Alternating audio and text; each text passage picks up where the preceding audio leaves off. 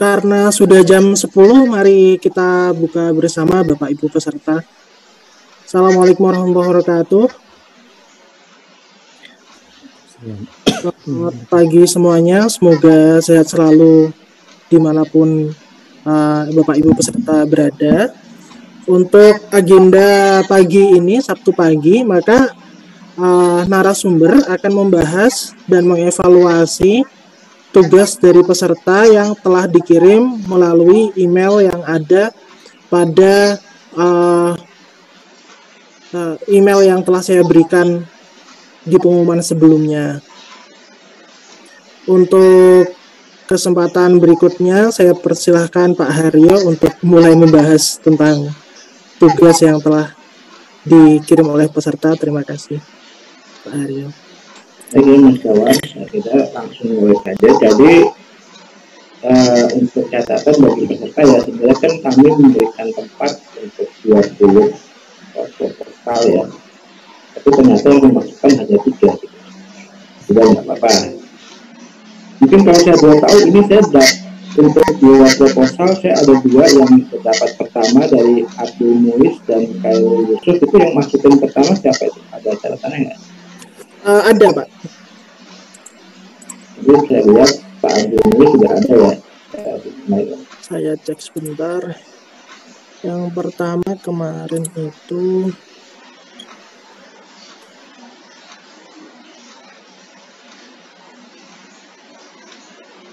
ya Pak Muiz Pak. Oke ya udah. Ya kita mulai dengan Pak. Oke. Nah ini saya sempat baca.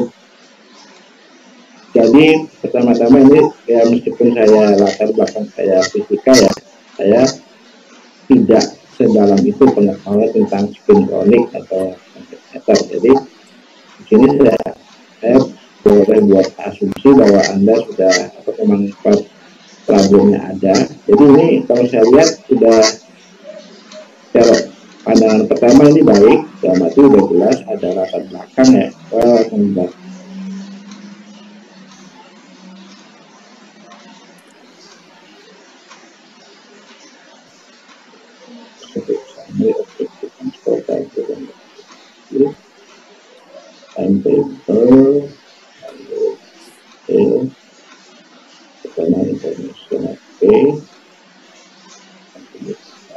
Oke.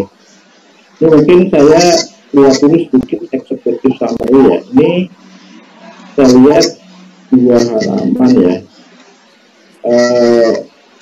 Nggak bisa diperpendek gitu ya kemungkinannya. Karena paragrafnya aja gitu. Double spasi ya dalam hal ini. Apa perlu di-share Pak untuk? Saya nggak tahu kalau iya share ini ya. Oke, sorry. Ya maaf. Oke, maaf. Nah, ini saya share sebentar.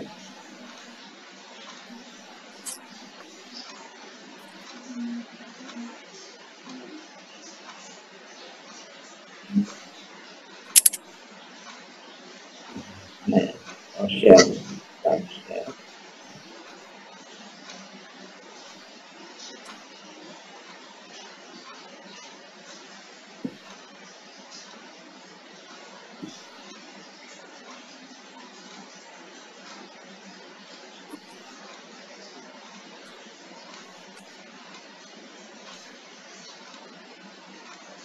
Nah,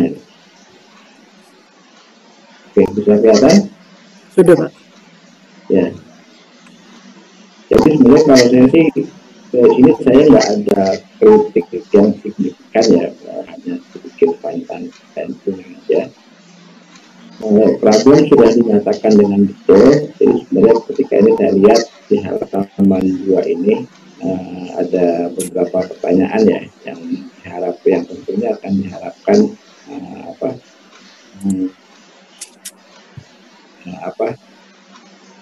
akan diaddress, akan dijawab dalam proposal ini. Nah, jadi saya lihat di sini ini satu, terus kedua ini saya lihat yang target dan metodologis juga udah bagus, udah ada clear. Bentar.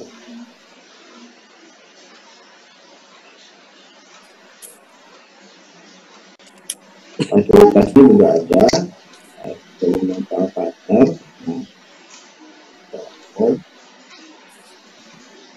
Yang mungkin bisa ditambahkan di bagian ketiga ini ya, yang kayak activity 1, activity 2, dan activity 3 adalah kalau ada ini, jadi memang di sini ada ada deskripsi metode, deskripsi functional theory, terus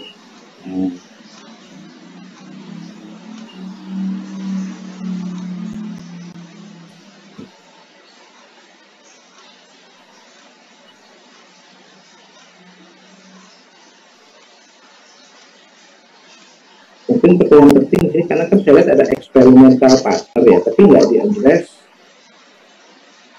selain diskusi ya, itu ada kontribusi, ada ini kalau Pak Abdul ada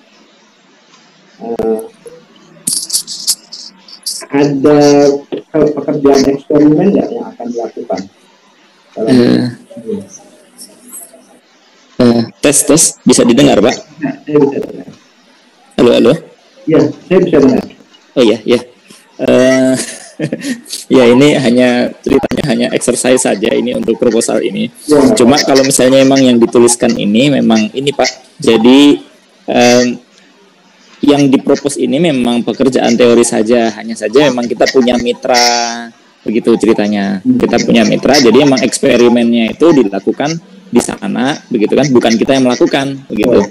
Hanya saja di awal itu memang dipropos ada visit seperti itu karena mungkin ya untuk menentukan sistemnya, begitu, untuk menyepakati materialnya. Nah seperti itu kira-kira Pak.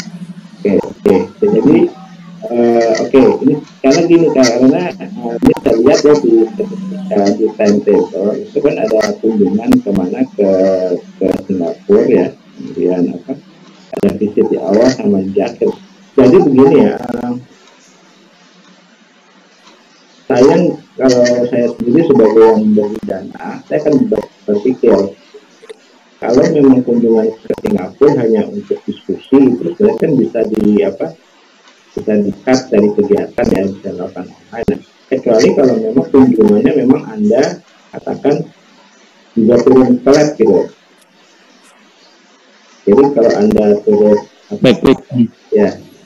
Nah, jadi begini, sebenarnya kalau di dalam protokol itu ada namanya bukan cuma budget tapi juga budget justification. Kenapa? Jadi misalkan ini, Anda ke Singapura, kemudian kalau ada diskusi itu kayaknya kurang kuat. Kata saya misalnya juga untuk membantu setup eksperimennya. Nah itu bisa. Jadi ada indikasi yang memerlukan kehadiran fisik. Dan juga kalau Anda membawa sampel dari Indonesia, atau Anda mungkin terlibat dalam ini kayak preparasi materialnya ya, atau preparasi sampelnya itu juga bisa. Jadi harus ada justifikasi yang cukup kuat gitu. Karena terus juga kalau saya bertanya ya, kenapa Anda ini kan Anda misalkan mau pakai fasilitas komputer di ya, itu udah dicek belum? Misalkan Anda kan nggak berkunjung ke sana, terus Anda berkunjung ke Singapura, juga jadi pertanyaan saya. Iya. Software itu udah install di fasilitas komputer yang dipakai. Paham seperti itu.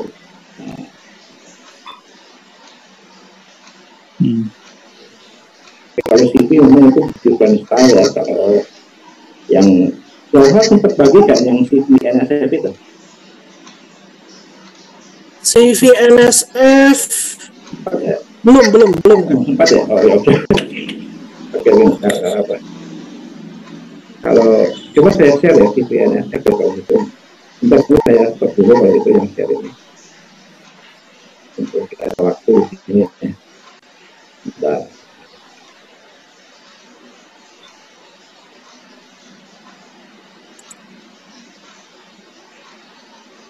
Oh bukan.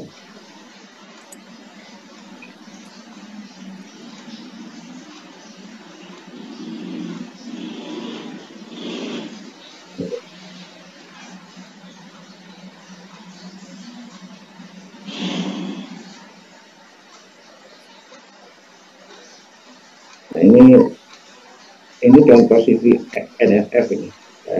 Coba jawab kalau karena ya Pak. Iya Pak, saya nanti kirim via email ke Ini peserta. kita diskusi sebentar untuk contoh CV.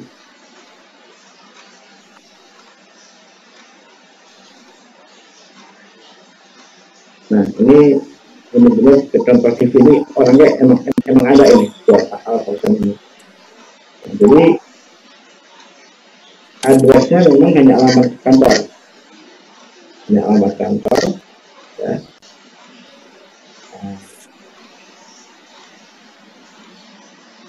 Ini professional preparation. Jadi, nah, ini juga orang yang nulis video tesisnya apa gitu sama seperti itu tidak terlalu jelas. Lalu ini yang appointment-nya setelah dia lulus baik dia sebagai mungkin ini kayak university fellow ya, scholarship ya, beasiswa. Lalu ini RA ketika dokter, ini sempat di industri sebentar sebelum masuk postdoc sampai dengan profesor DLL gitu. Kemudian publikasi nih. Nah, kalau NSF biasanya emang hanya 5/5 gitu. Dan ini sebenarnya kalau dalam skema NSF sendiri nggak harus publikasi, bisa juga paten atau produk. Sama ini konteks itu memang publikasi. Jadi dia biasanya hanya 5 dan yang paling terkait dengan isi proposal. Jadi tidak semua dipilih. 5 yang paling terkait dengan proposal. Jadi ada 5 related publication, 5 other publication, ini mungkin yang publikasi. Jadi kan ini kan kalau kita lihat yang 5 itu kan CMS semua ya. CMS. Karena memang ini proposal untuk CMS, kegiatan namanya CMS, itu namanya eksperimen. Tapi yang di belakangnya ada yang lain, ada yang L3, ada yang di Euro itu karena dia melihat ke masa lalunya, apa yang relevan di masa lalu. Lalu synergistic activities itu biasanya untuk NSF yang diminta kegiatan yang istilahnya kayak bangsanya synergistic outreach, jadi kayak penyelenggaraan konferensi atau kayak memberikan sharing begini tutorial atau outreach kepada siswa SMA atau mahasiswa gitu. Ini kegiatan eksperimen, ini bimbingan sama advisor. Jadi ini yang salahnya, memang kompak sekali ya. Nanti jauh tolong bagikan ya. Saya mau share satu lagi, kalau template-nya, ini template-nya saya juga ada.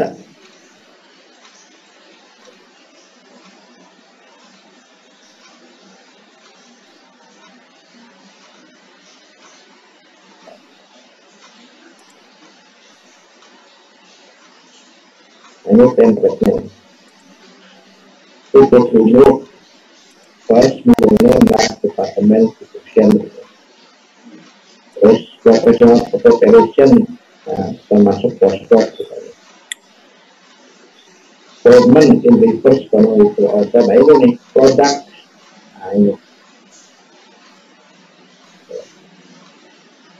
Jadi bisa publikasi, ya kan? Bisa apa ya? Acceptable product must be citable and accessible, including but not limited to publication in dataset, software, patents, copyright. Jadi yang relevan product, these are most relevant to this particular proposal, limited to 5 but may be 5. Other significant products are not necessarily relevant but may be of significance in other ways. Synergistic activities up to, for example, that demonstrate the broader impact of the individual, professional, and scholarly activities that focus on the integration and transfer of knowledge as well as education. Kayak tadi outputs, collaboration, and co-editors.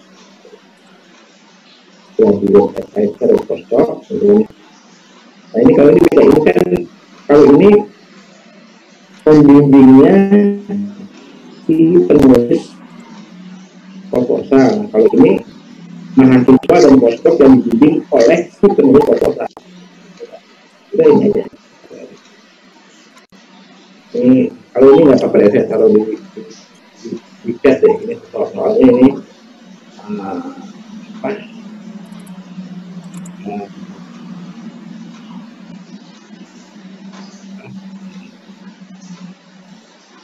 Ini template ini.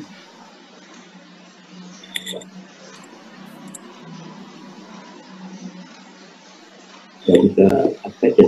Oh ya.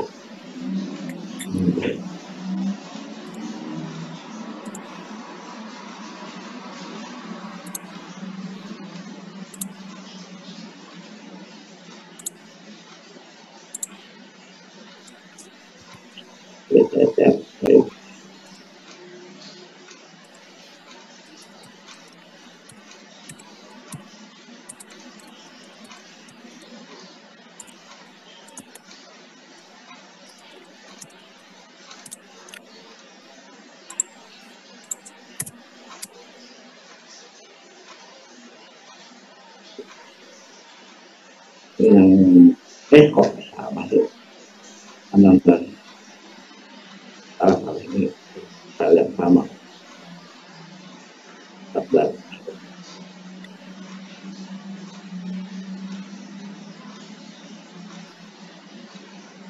Ini dari George Alfonstan.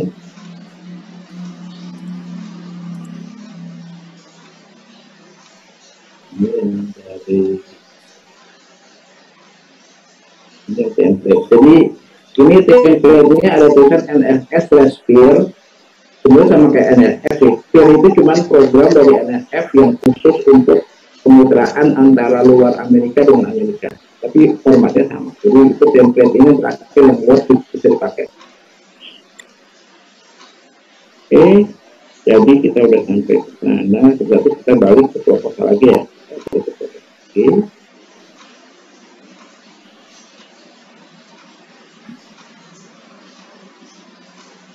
Itu.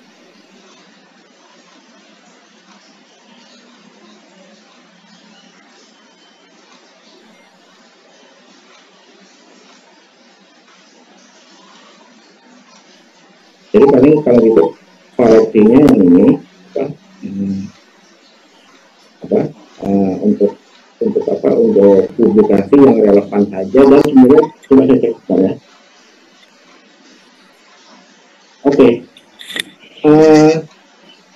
Ini kalau untuk publikasi saya lihat nggak ada judulnya, cuman pengarang sama jurnal publikasi.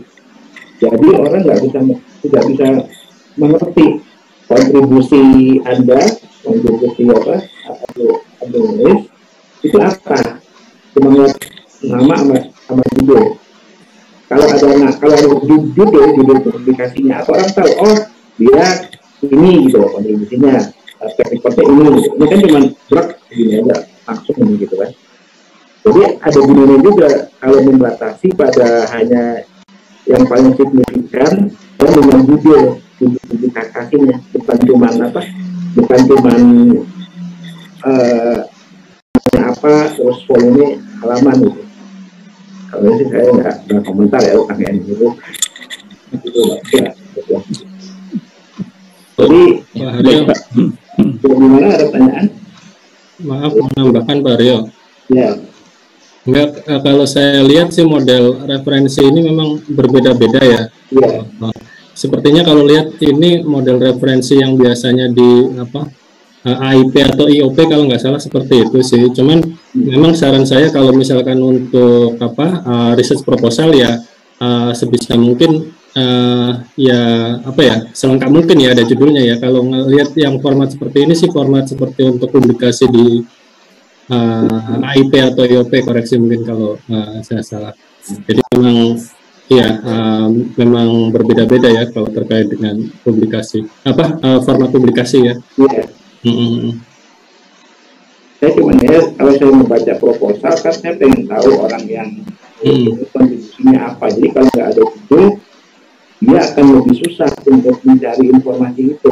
Jadi kalau bisa memang orang itu gini loh apa,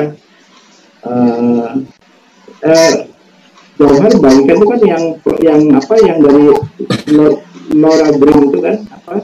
Iya, Pak. Ya. Jadi Laura Green itu yang Presiden American Physical Society itu dia bilang, Anda nggak bisa mengharapkan reviewer ketika membaca proposal Anda itu punya waktu untuk mencari informasi di luar yang tertulis di proposal. Jadi benar-benar kalau bisa satu dokumen itu apa ya, emang harus concise, singkat, sesuai unit, tapi juga lengkap. Nah itu susahnya di situ. Jadi memang menambahkan judul itu membantu. Nah terus ini juga misalkan di mana nih di bagian eksekutif summary ya, itu membantu kalau bentar. Kalau Anda katakan untuk beberapa paragraf di eksekutif summary itu bisa mencait dari publikasi Anda sendiri.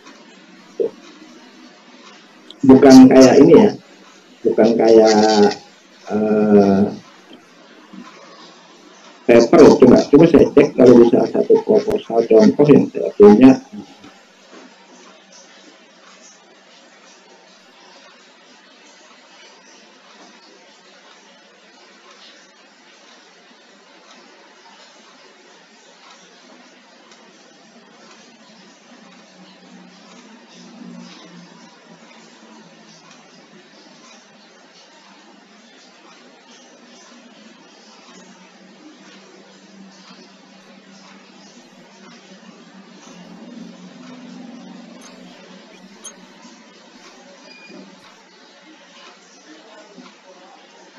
Oke, jadi ini jelas ya.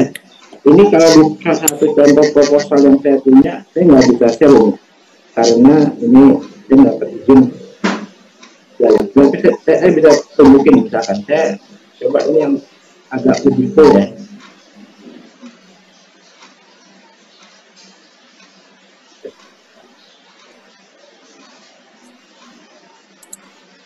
Ini ya, ini.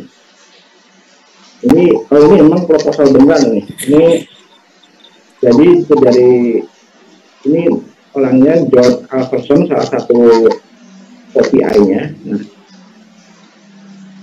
jadi memang dia project summary-nya itu singkat, cuma satu karakter ya kan. Lalu intellectual merit, broader impact. Nah, ini table of contents-nya.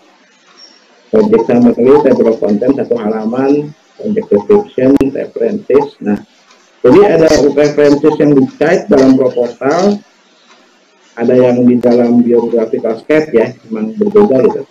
Budget ini budgetnya saya nggak ada, ini saya cuma updating bagian saya sama dia di cut yang bagian ini di belakang. Nah, ini misalkan dia cite dari hasil dari pendanaan sebelumnya. Jadi dia sudah punya track record pendanaan, hasilnya gimana gitu kan. Ini deskripsi pekerjaannya semua gitu. Nah, termasuk misalkan di sini dia bilang, ini salah satu postdoc saya mempresentasikan hasilnya di konferensi ini gitu. Ini misalkan 2 tahun sekian profesor ini kemudian beberapa postdoc menyelesaikan beberapa pekerjaan analisis gitu. Jadi dia bisa juga passwordnya gimana untuk menjadikan justifikasi next wordnya apa. Nah, kemudian ini detail pekerjaannya. Terus ini kontribusi lain dia ada terlibat di mana. Kalau untuk orang baru yang masih sistem profesor atau dosen muda ya belum ada ya, belum terlalu banyak kita apa. Tapi balik ke sini sekarang misalkan ini program yang mau dikerjakan gampang sekali ya. Saya bilang. Tapi di referensis dia memang selain kerjaan dia sendiri yang di bureau sama di TMS, dia juga ada beberapa paper teori. Jadi kayak tadi misalkan kalau saya lihat kan proposalnya menyebut tentang GMR atau apa ya, yang itu nggak apa-apa disebutkan di proposal ya, bukan di proposalnya satu atau apa beberapa paper yang bukan karya sendiri tapi menjadi apa justifikasi ilmiah di proposal. Ini kan 3 paper ini kan 1, 2, 3, 4 kan bukan bikinan dia. Ini nomor 11 sampai 14 itu bukan bikinan dia gitu. Tapi dia masukin sebagai kayak dasar scientific justification-nya. Jadi ini saya stop share lagi. Ini CV-nya ini sedikit. Ini ada 4 orang ini, kan 3 orang dari Ian Wood, lalu ini George Alverson dan ini Emmanuel Barberis, 3 orang. Misalkan ini saya lihat dari Ian Wood sebenarnya sebentar. Jadi address ya hanya alamat kantor, lalu pendidikan, kemudian postdoc, fellow, asisten associate professor, disputasi, sama kayak tadi. Saya kasih contoh. Terus ini beberapa kerjaan lain kayak dia berkontribusi bikin kurikulum untuk apa? Untuk mahasiswa fakultas teknik. Terus pendidikan lagi. Ini kuatnya juga sama kayak untuk makan artikel kritik ke masyarakat, referee jurnal, terus apa? Ini kunjungan ke Office of Science, ini kayak Cambridge Amerika lah. Organisasi komite konferensi gitu. Ini mahasiswanya, mahasiswa sama postdocnya, ini advisornya. Ini saya maaf, saya nggak bisa tes, jadi saya lihatin.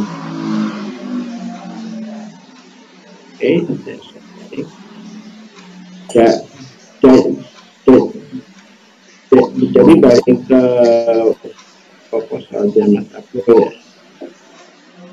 Kalau saya sih itu aja ya. Mungkin Mas Edi ada tambahan. Mas Abdul. Ya, terima kasih Pak. Jadi catatannya tadi tentang justifikasi kunjungan, ya.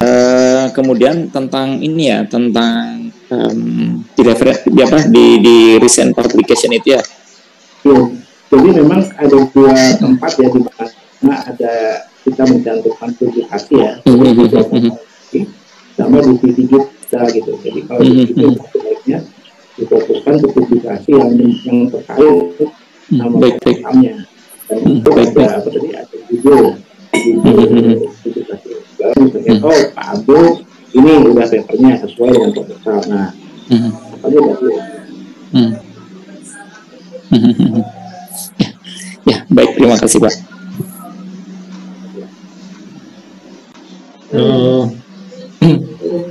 Mungkin saya menambahkan Pak Arya, bentar Pak Arya. Ya, silakan, apa-apa. Tadi udah ya sempat sebentar sih baca punyanya Mas Abdul Muiz ya. Kalau secara keseluruhan sih sudah bagus sih menurut saya. Jadi ya sekedar masukan aja sih. Kalau baca dari executive summary-nya sih cukup jelas itu, walaupun itu 2 halaman ya. Di situ ada opening, kemudian mulai apa problemnya apa, kemudian sampai dengan research question-nya apa. Kalau yang dari saya sih mungkin sebagai masukan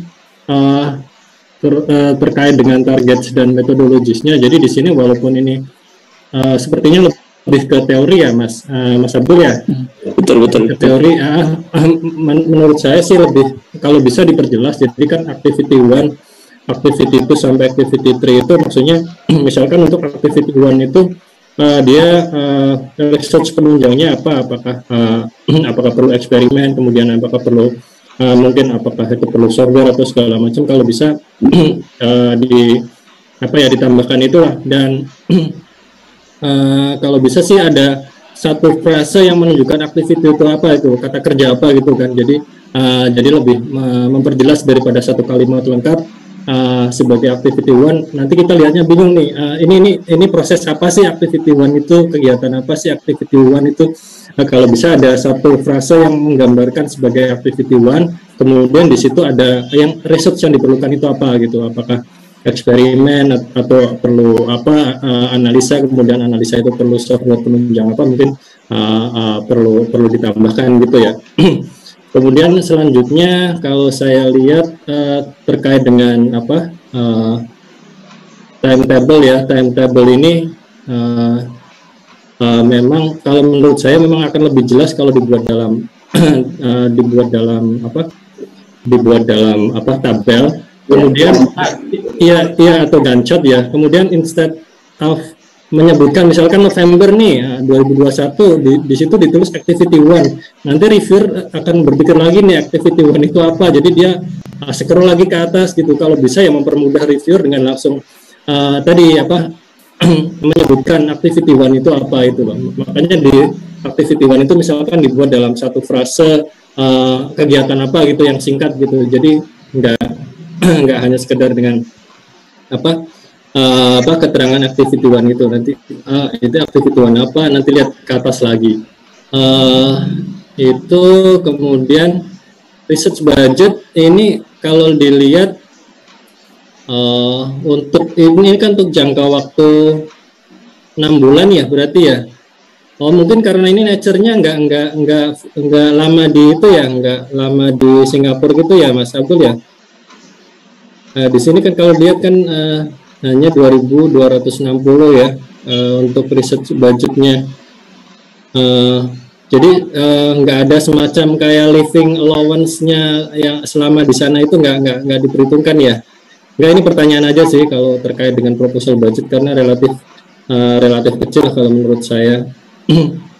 Kemudian terakhir yang publikasi kalau menurut saya memang kan formatnya banyak nih, ada format IEEE, kemudian AIP, IOP dan macam-macam. Tapi kalau misalkan untuk keperluan misalkan research proposal sih kalau bisa tadi seperti yang disampaikan Pak Aryo, judulnya juga dimasukkan gitu loh, biar tahu itu bahwa terkait dengan proposal yang kita ajukan itu relevan nggak publikasinya gitu. Jadi kalau bisa judulnya juga dimasukkan dalam publikasi. Mungkin itu sih Pak Aryo tambahan dari saya, kurang lebihnya.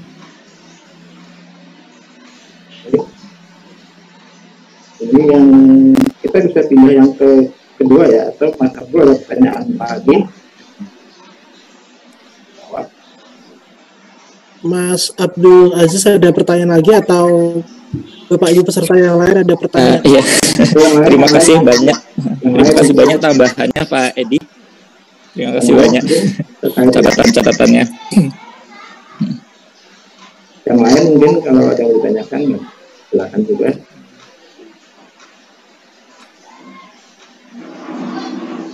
Ada ya. Nah ini kita masuk yang kedua ya, atau Pak Edi mau duluan kali ini. Ya.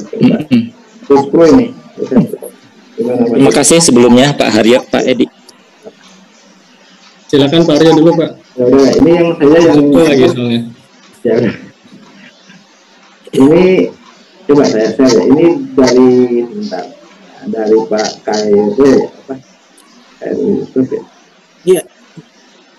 Pak KRW itu untuk PT Pro KRW Medsos. Jadi ya ini kalau saya berpengalaman, saya pengalaman lah mendapat itu. Jadi untuk pertama halaman. Jadi ini untuk catatan bagi peserta yang lain ya. Ini yang halaman di depan ini memang ini harus dicatat ini di birokrasi aja nih, misalnya persetujuan dari kepala satuan kerja gitu. Kemudian untuk pendahuluannya itu saya lihat sudah bagus. Mutasi sudah ada beberapa latar belakang ya, kayak gini nih, kan di mengcitasi beberapa publikasi sebelumnya.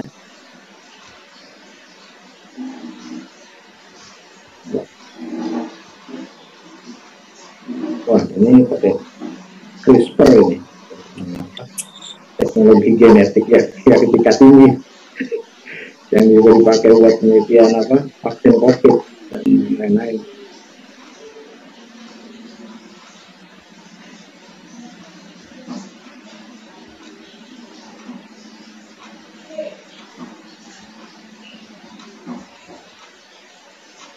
Ini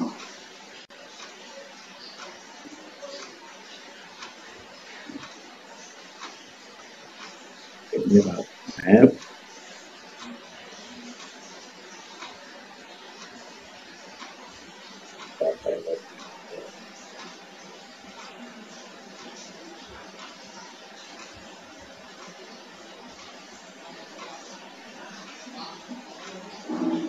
Ini foto dari ini.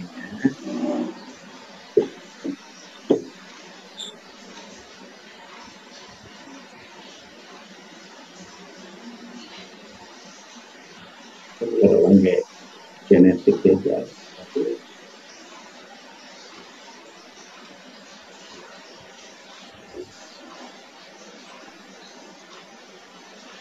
Oke, mungkin pertanyaannya ya, untuk ini kan untuk CRISPR ya, kemudian di pasir ya. Nah, ini kan sebenarnya kan CRISPR ini kan sesuatu yang sebenarnya kan ranahnya orang dari biologi molekuler ya. Iya, Pak. Ya, mungkin pertanyaan saya begini, untuk tindak lanjut dan re-entry-nya, apakah memang satuan kerjanya, ya mengingat tupoksinya kan sudah sama, punya rencana untuk fasilitas CRISPR atau ada rencana kerjasama nggak? Untuk kalau nggak punya. Kalau sampelnya nanti kan bisa kita kirim ke vendor gitu ya Pak, kalau misalnya kita dapat dana penelitian, nanti kita bisa desain konstruk CRISPR-nya, kita ke di Indonesia nanti kirim ke vendor gitu Pak. Oh, untuk editing gitu? Ya, untuk mendapatkan ilmunya dulu, dasarnya dulu, dan di sana kita menggunakan materi kita untuk memperbaiki materi yang sudah ada. Tapi kan materi kita itu ada varietas, tapi dia tidak tahan terhadap hama welang sama penyakit hawar daun bakteri gitu Pak. Jadi kita memanfaatkan materi kita sebagai untuk bahan pelatihan di sana gitu Pak.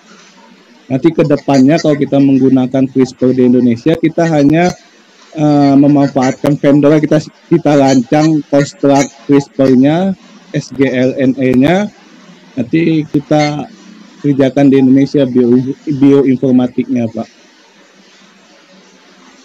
Kalau enggak, yang saya tanya gini, oke lah kalau untuk yang pelatihan bisa ya menggunakan vendor atau tuan rumah ya, fasilitas tuan rumah. Nah, pertanyaan saya, kalau nanti Anda selesai pelatihan, lalu Anda mau melakukan kegiatan dengan CRISPR, itu di Indonesia Anda memakai, ada fasilitasnya nggak, baik di satuan kerja Anda maupun di tempat-tempat yang lain itu? Satuan kerja sih nggak ada sih Pak. Ya, kalau di luar ada nggak? Kalau di luar vendor biasanya ada Pak untuk berancang apanya itu Pak. Tapi kan bisa kerjasama dengan LIPI kan terkait dengan penanganan transgeniknya itu kan Pak. Jadi memang ada di Indonesia fasilitas CRISPR ini. Vendor sih ada sih Pak. Kalau saya tanya untuk merancang sgRNA-nya ada sih Pak. Oke. Terus ini saya lihat ini ada isu ini nggak, transfer material nggak, misalnya PTA? Nah, itu saya masukkan Pak untuk yang hasilnya itu Pak. Ya karena kalau bawa material genetik biasanya itu ya, izin Pak. Ini juga ini tadi yang saya maksud ya, ada video publikasi ya. Jadi cukup clear gitu. Berarti saya nggak tanyakan gitu.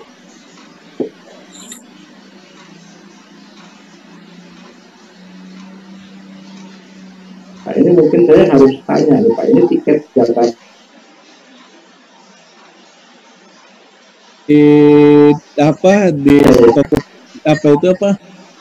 jual tiket itu segitu Pak dia Pak. Dia kan pertama ke Jakarta, ke Los Angeles ya, lalu Los Angeles ke Arizona gitu ya Pak ya. Saya cari-cari sekitar segitu Pak. Nggak apa-apa. Ini dugaan saja. Kalau memang proposal ini kan dibikinnya kan baru yang jadi karena untuk exercise kan, dan kalau memang tanggal itu biasanya mepet, memang ya mahal banget. Karena kalau tiket ke Amerika itu bolak-balik setahu saya sekitar 2.000 atau 3.000 lah, paling mahal juga gitu. Kalau memang mepet ya pasti naik banget. Kayaknya ini karena COVID juga Pak Haryo. Jadi pengalaman saya sih rute yang ke Arizona itu yang nggak semahal itu, 2.500 itu kalau nggak salah. Jadi rutenya Jakarta Jepang, Chicago Arizona itu sekitar 2.500 one way ya. Ya ini uang tuh juga bolak-balik. Waktu memang menjadi mahal ya. Iya, ini nggak tahu ini mungkin karena kondisi COVID juga kali ya, jadi berapa kali lipatnya itu. PRH nggak ada masalah. Ini format riset ya, format Pro ya, jadi ya format ristek kalau ini ya. Format ristek bukan format NSF karena ini. Saya nggak bisa komentar panjang gitu.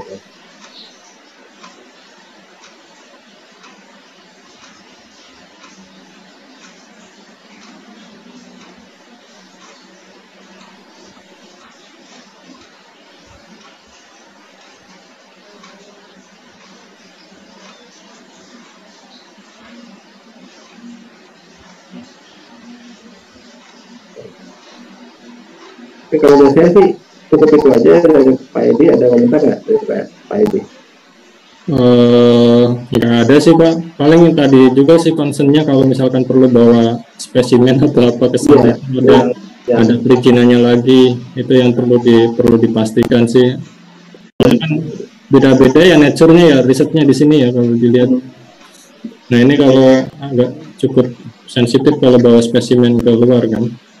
Bahkan kayaknya kalau bentuk kayak bukan cuma bahkan spesimen, kalau spesimen fisik biologi ya, tapi bahkan yang kayak spesimen dalam bentuk data juga genome sequence itu juga kadang ada isu lagi tuh. Itu yang saya tahu ya.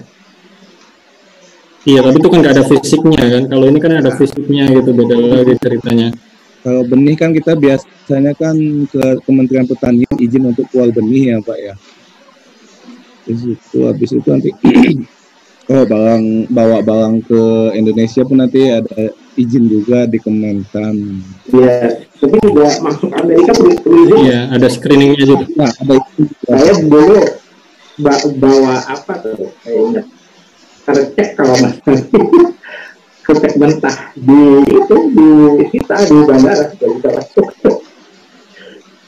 Jadi pengalaman dulu nggak berani bawa barang mentah. Kalau barang mentah mereka udah nggak mau deh barang mentah.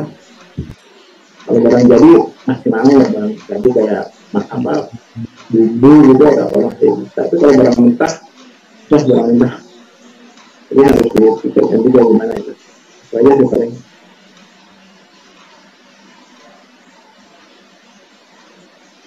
Biasanya itu aja. Kalau sebenarnya kalau untuk saran masalah ini ya, masalah kegiatan ini ya,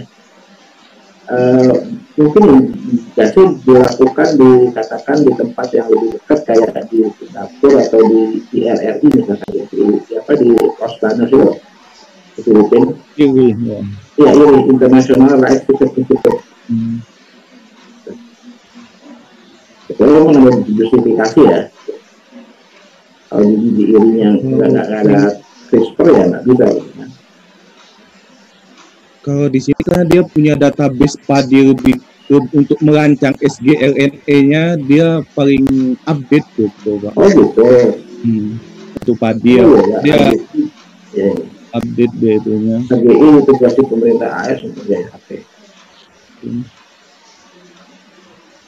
Tapi kalau IRI kan belum sampai. Kalau di website kan ada juga untuk merancang sgRNA-nya gitu Pak. Kalau di IRI kan belum ada gitu. Belum ada ya. Sama saya Pak. Oke. Dan suku peternya itu kan salah satu yang apa juga. Ya, yang rencang ini udah Dibuat di situ.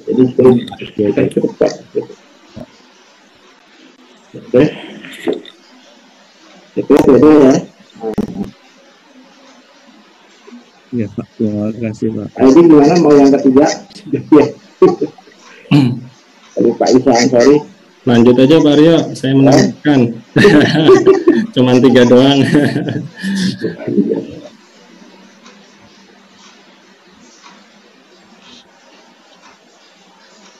Oke, ini saya share dari Pak Isa Ansori ya.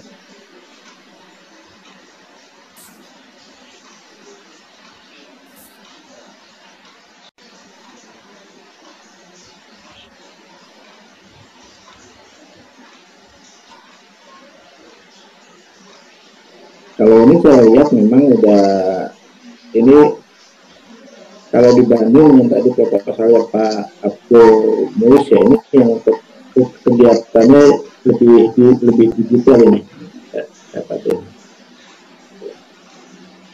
Jadi kayak tadi aktivitas 1, aktivitas 2, aktivitas 3 ini dijelaskan teman-teman kegiatannya apa.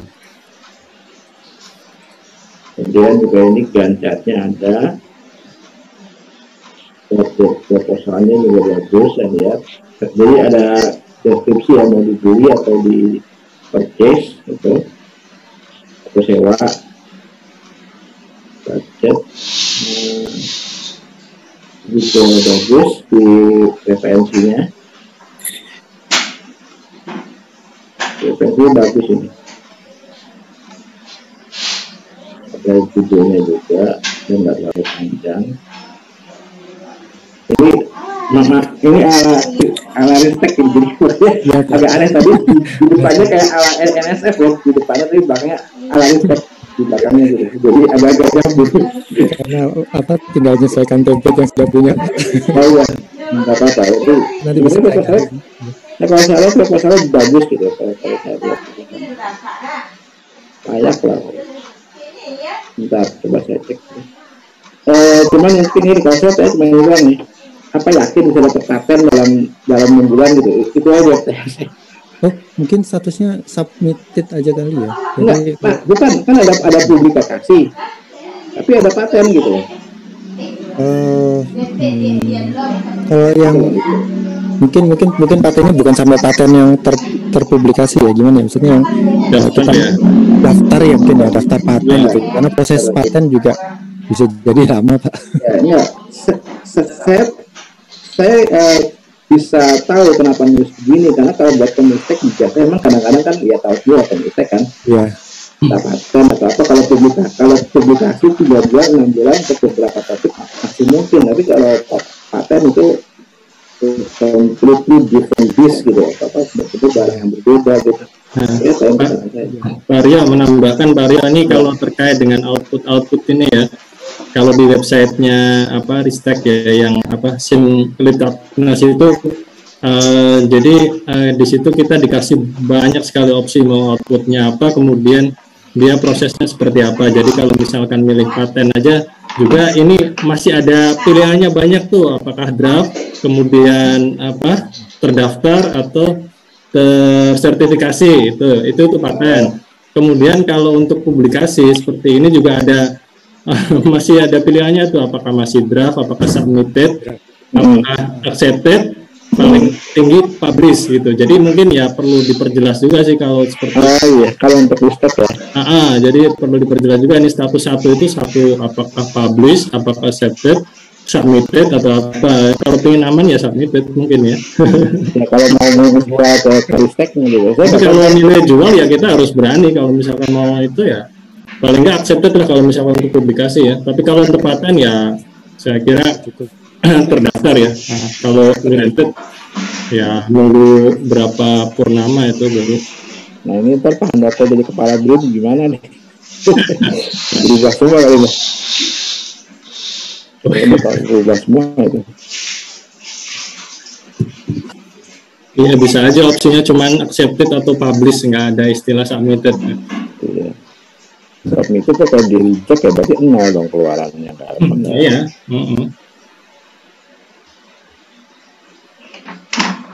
Kalau saya ini bagus sih, kalau saya akun ini bagus. Sama itu ya bar tadi, bar itu maksudnya kecuali tadi kayak ini kan formatnya udah oke, udah format kayak internasional ya, bahkan udah kayak proposal internasional gitu. Cuman karena kayak disesuaikan sama Ristek jadinya jadi agak apa ya, kayak mismatch ya. Tapi secara konten bagus. Udah nggak ada masalah gitu.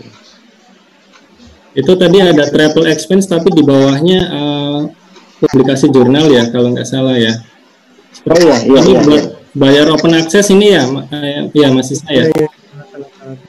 Tapi dia tulisannya travel expenses ini. Oh iya, itu Kapan hari sempat ingin masukin travel expense juga, tapi belum sempat cari-cari infonya, jadinya belum dimasukkan ininya.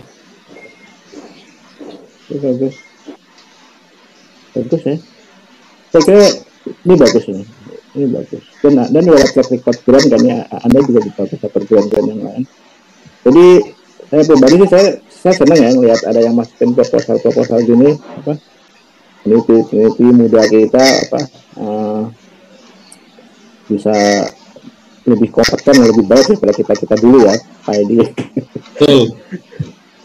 Karena kompetisinya juga lebih serius. Tapi saya juga mau cerita deh tapi rencana pelatihan ini sebenarnya hanya untuk internal gitu, asalnya. Tapi entah kenapa spread out like a fire gitu. Jadi kenyataannya memang kayaknya di Indonesia belum banyak pelatihan kayak gini yang dikhususkan buat proposal gitu. Kalau materi ya saya punya kan dari NSF, dari Laura Green itu ada beberapa. Tapi yang kayaknya benar-benar serius itu masih jarang lah. Ada sih kalau dulu di LIPI itu ada diklat peneliti itu ada tuh ya, Wawan ya, pelatihan proposal ya. Iya, tapi kan untuk peneliti kan ya, fungsional. Ya, jadi kayak nggak terlalu itu. Maksudnya kalau at some point kalau ntar di masa depan ada lembaga funding agensi yang bagus ya karena ada PDP kan, jadi baik nanti ya baik dari sisi pemberi dananya maupun dari yang nulis proposalnya juga akan lebih naik levelnya profesionalisme. Sekarang ini kan kayak dari luar negeri itu kayak yang saya tahu udah masuk kan kayak Horizon itu udah masuk dari Uni Eropa itu Horizon. Itu memang udah profesor kelas berat itu bisa 2-4 tahun gitu, proyeknya juga multi negara gitu. Iya, itu kelas berat Pak Arya. Sama yang model-model ASEAN itu loh Pak Arya, jadi kayak ASEAN India, kemudian ASEAN ASEAN Jepang itu kan ada juga open call research proposal ya. Bukan fellowship sih, itu lebih ke bukan sekedar short visit atau apa kan, benar-benar multi year grant itu berat itu. Dan itu tantangannya beda lagi karena itu biasanya kan multi bidang dan kadang ya ada stakeholder lainnya juga, itu sebenarnya lebih lebih challenging lagi sih kalau menurut saya, menggabungkan dalam satu proposal itu susah gitu loh. Kalau kita kan masih dalam satu field gitu, kemudian activity-nya juga masih dalam area kita semua. Dan kalau udah lebar tuh itu ya ada tantangan sendiri lah. Dan kalau kita kan masih dalam skop entah individu atau tim dalam instansi yang sama kan, departemen yang sama, jurusan yang sama, sektor yang sama gitu, atau instansi yang sama. Kalau udah multi instansi itu lain lagi deh urusannya tuh, multi instansi. Beberapa perguruan tinggi sama kementerian sama KL, kementerian lembaga atau sama swasta mungkin itu lain lagi urusannya udah. Jadi ternyata cuma ada 3 proposal dan 1 jam gitu. Ada yang mau ditanyakan nggak? Atau karena kita siang juga ada lagi kan sesi lain siang ya, Jauhar jam berapa? Sesi lain nanti mulai jam 1:30 Pak. 1:30 dengan jadi 1/2 jam ada itu ya, ada pembicara dari Horizon ya, Uni Eropa ya akan bicara. Dari apa tadi? Euro Access. Iya, sama Uni Eropa itu. Jadi 1/2 jam kan ya, kayak open call-nya apa aja yang dibuka, terus baru Pak Tatas 2 jam ya. Nama pembicaranya itu dokter siapa kemarin? Dokter Langgut biasa sih, benar. Biasanya sih dokter Langgut biasanya. Kalau enggak ya orang lain nggak apa-apa lah. Tapi Pak Tatas kenalnya baik ya, Pak Tatas mau ngasih pembicara lain.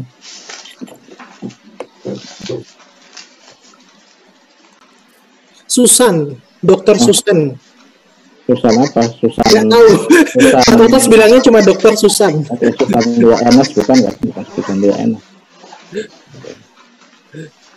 Mungkin dari peserta yang lain ada yang mau ditanyakan? Kita cuma punya 3 contoh soalnya gitu. Bagaimana? Itu stop sharing aja ya? Iya. Jadi paling pesan saya ke jauh hari ya, itu aja yang apa, ini bioskop ya saya share di chat sih, tapi kan nggak semua peserta hadir, jadi mungkin ya bagi yang belum ya bisa dikirim ulang gitu. Sama apa, contoh proposal ada yang udah di-share belum Jauhar? Contoh proposal. Contoh proposal yang kemarin itu, Pak. Yang apa? Yang 2 pendek sama 1 itu contoh proposal yang saya kirim di modul itu. Oh, yang 2 ya itu kan yang dari saya kan, dari cuma 1 halaman kan. Iya, yang 1 dari Pak Denny. Oh, dari Pak Denny. Ya. Kalau yang proposal dari Amerika tuh nggak ada yang di-share ya? Belum ada yang di-share. Satu aja nggak apa-apa sih. Ya, nanti saya share via email ke peserta. Ada yang dari NSF nggak yang saya kasih itu, atau DOI semua? Kalau DOI lebih panjang, Department of Energy. Kemarin itu. Jadi mungkin sedikit. NSF ada NSF 3. Yang mana? Ya apa aja juga? Oh, tiga. 3 2009 Career Effect of Particle Size. NSF Multi-Scale Simulation, NSF Ohio Nuclear Physics Experiment. Ya, kayaknya kalau yang ini aja deh, yang particle size saja. Ya dua-duanya enggak. Dua-duanya ya, yang itu aja, yang particle size saja. Particle size, oh iya. Ya.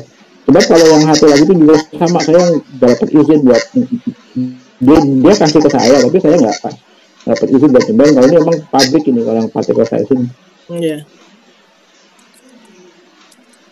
Tapi nggak ada CV ininya nih, nggak ada CV. Itu project summary, project description gitu.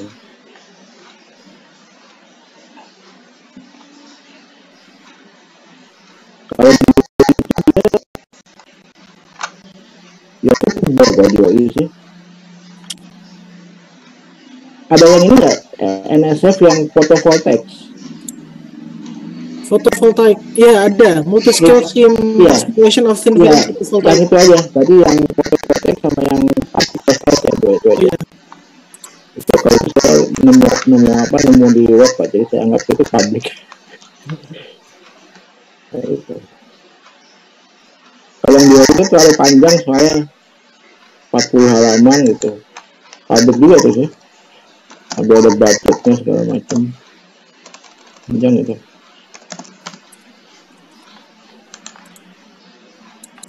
Saya kira itu aja sih.